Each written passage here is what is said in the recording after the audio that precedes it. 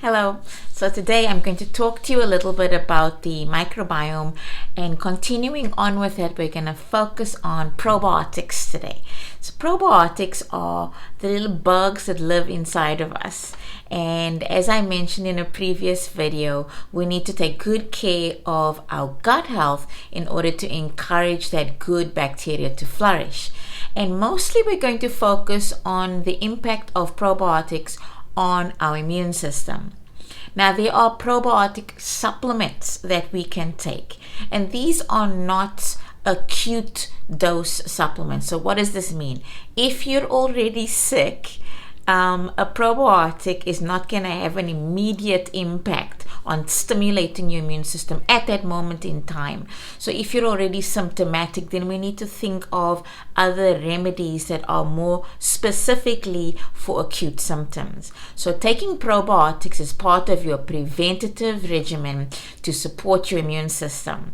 Now, there are about 3.5 million brands of probiotics on the market right now. So I'm going to try and make some differentiation for you. So broad strokes, there are essentially two categories of source material for probiotics. So you can get probiotic supplements from human strains, so they're cultured bacteria from humans, or you can get probiotics from plant or dairy strains, so through a fermentation process. All right. So I just want to make sure that we understand the difference between colonizing and transient bacteria. So colonizing bacteria is the stuff that lives and makes colonies and makes a home in your body. Transient bacteria is bacteria that we ingest or inhale or absorb from our skin into our digestive system or through our sinuses, and they travel through our bodies and they have an impact on the microbiome, so on the community. I like to call the transient bacteria tourists. And while tourists are visiting the local neighborhood, they can boost the economy by spending. So probiotics that are transient are not useless. They absolutely do have an impact on your microbiome, and so they have a positive impact on the bacteria that's already living there. All right, so for the purposes of discussing immunity, keep in mind that friendly bacteria doesn't just live in your gut. Friendly bacteria lives in your nasal passages and in your sinus cavities as well. So when we're inhaling things, we need to make sure that we have good, healthy levels of probiotics living in those neighborhoods so they can protect us from pathogenic bacteria or viruses. So a lot of people, when they're sick, they will use a nasal spray or they will use these nasal rinses. So please be very mindful. Certain types of nasal sprays and rinses can literally wash out all the good guys. So you can create an environment that actually exacerbates or makes your symptoms worse because you've lowered the friendly bacteria, the good fighters, right? So be mindful of that and try not to overdo it on your nasal rinses and nasal sprays, especially the nasal sprays that have steroidal hormones in them. There are some exceptions when it comes to the natural realm. Of course, there are nasal sprays that don't have a negative impact on the microbiome. All right, one of them I will mention very quickly is the line of nasal sprays from the A. Vogel company. So they have a nasal spray for dry nose, they have a nasal spray for sinus condition, sinusitis, and they have nasal spray for allergy relief. And those can be used frequently without concern for it harming all those good bacteria.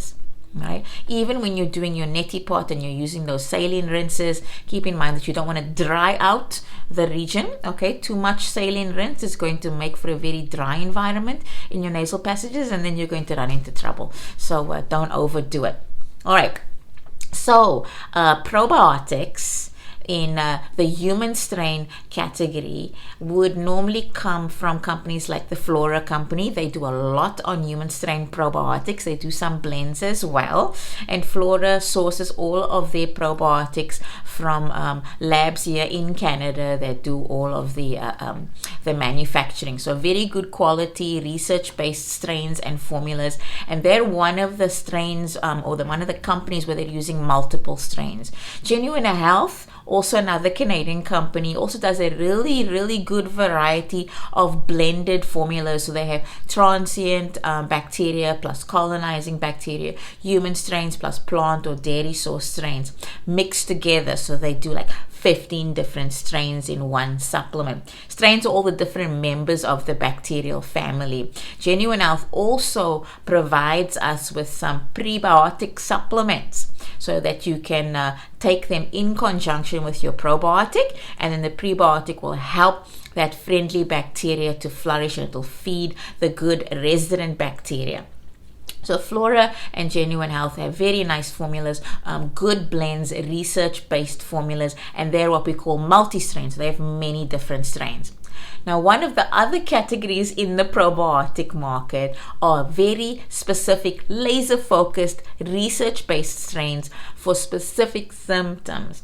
So the Metagenics company is a professional line, and it is from the US, from the States. It is available here in Canada, and you do not require a prescription for it. You can go to a health food store. Some health food stores will carry it across the counter. You don't need to get a prescription from a naturopathic doctor. I believe it is different in the States. You may need to get a prescription from your practitioner before being able to purchase it, but you should be able to purchase it online as well.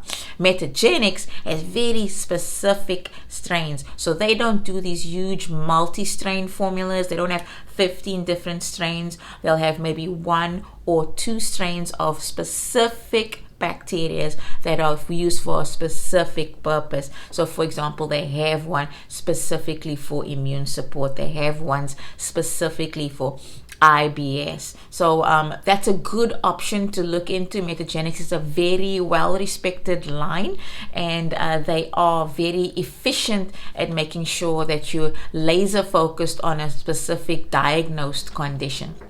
All right, so that's a lot of information, but keep in mind probiotics are safe to use during pregnancy. They are pregnancy-focused probiotics. They will tell you, like Health Canada requires that we have approval. So we have probiotic formulas that are approved for pregnancy. So absolutely, by all means, the pregnant moms, you can support your immune system using probiotics. Just make sure that you're purchasing the ones that are approved for pregnancy, and it's going to have a positive impact on your growing baby, because our gut microbiota, so the gut microbiome, actually does start developing even before babies are born.